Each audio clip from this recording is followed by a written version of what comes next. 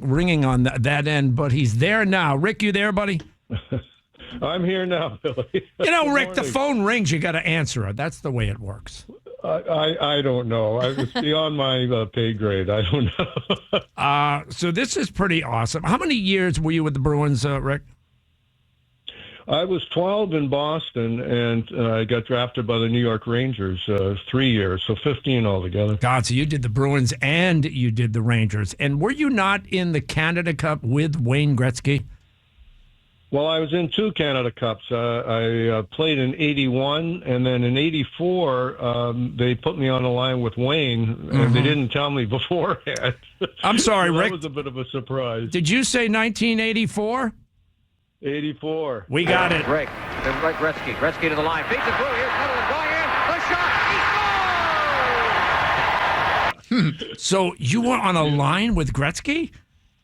Yeah, it was myself, Wayne, and Michel Goulet from the Quebec Nordiques, and we ended up winning the championship that year against Sweden. Wow. 2 out of 3, yeah. And I heard the name Robinson in that video clip or audio clip. Larry Robinson, one of the most well-known and famous Montreal Canadiens, one of the biggest defensemen to ever play the game. Wow, this is amazing. You know, we had some Reggie Lemelin was on the team. So yeah, Bruins goalie. Came to the Bruins a couple years later. Yeah. You know, you had Gretzky on the ice on your line, the great one. You know what? They never called him Nifty, though. Well, he got another nickname that stood out for pretty well. But he, you know, it was nerve-wracking because, you know, we had played against him for many years. We heard how he was, and you know, I got nervous because I knew that he was going to be in the right place at the right time, and I had to make sure I was, or I'd look foolish. So it was a little nerve-wracking. That's got to be pressure. But Gretzky was at the Olympic Games in Italy last week, and you're going to the Paralympic Games not as a fan, but as a coach of the sled hockey team. How on earth did that happen?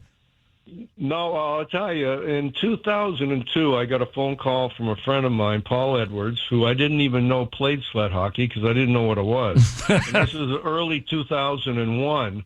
And he said, hey, I heard the U.S. national sled hockey team was looking for a coach because their coach quit in the World Championships, and they're going to be the host team in Salt Lake City in the '02 Paralympics.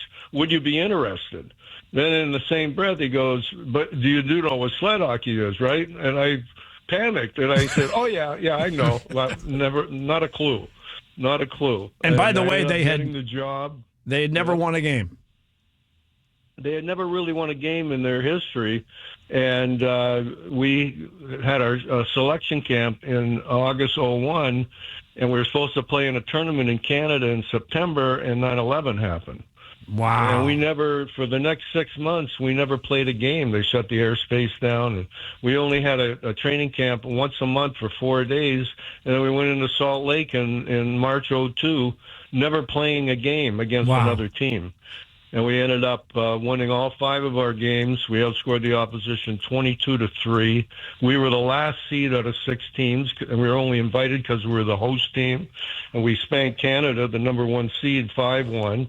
And we went to gold medal game against Norway, and it ended up 3-3 tie. Went to a 10-minute shootout. Wow! Still tied. Went to a 10-minute overtime. Went to a 5-man shootout, and went down to the last shooter. You know what? We won the gold medal. You know what they had, Rick? They had a good coach. You were the difference, right? All of the coaching. Myself and Tom Moulton, my good buddy from Hampton.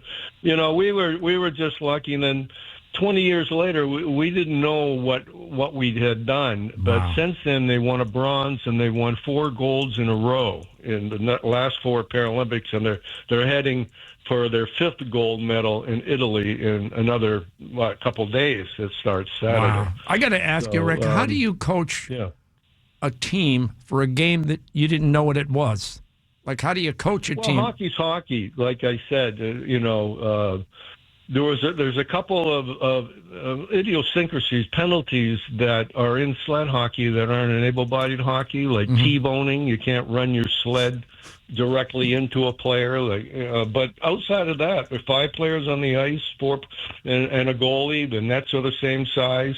But in our day, back in 2002, you could only dress 12 players. You only had 2 lines, 4 defense, and 2 goalies on the bench.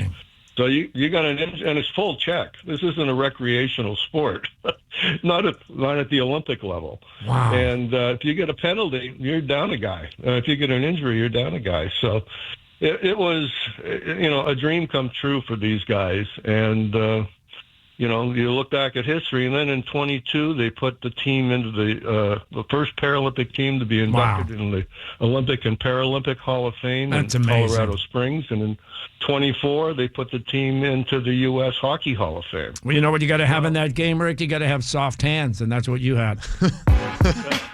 Well, it helps. Rick.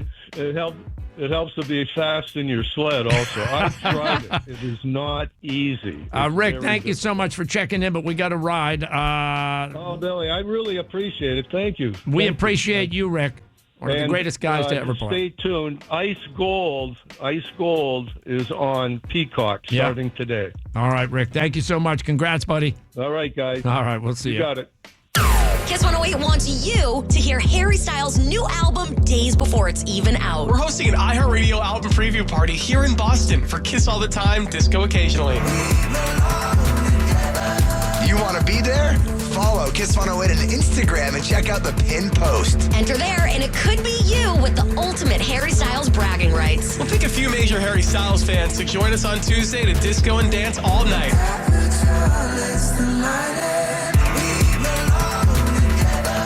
So go follow Kiss 108 on Instagram and keep streaming Kiss 108 on iHeartRadio.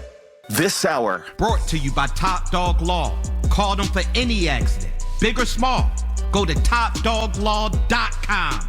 That's topdoglaw.com. Hey, it's Lisa Donovan, and have you been putting off making that dentist appointment? Well, then stop waiting and schedule one today. With 3 convenient locations, including their stunning new office in the Seaport, exceptional care is always within reach. Their team of 14 top dentists and specialists work together to craft the very best version of your smile. From preventative cleanings to life-changing transformations, they're here to give you the very best dentistry has to offer. Love your smile this year. Schedule your visit today at dentalpartnersofboston.com. That's dentalpartnersofboston.com. An itch that changes place every time I try to scratch. A searing hot flash in a place that I wasn't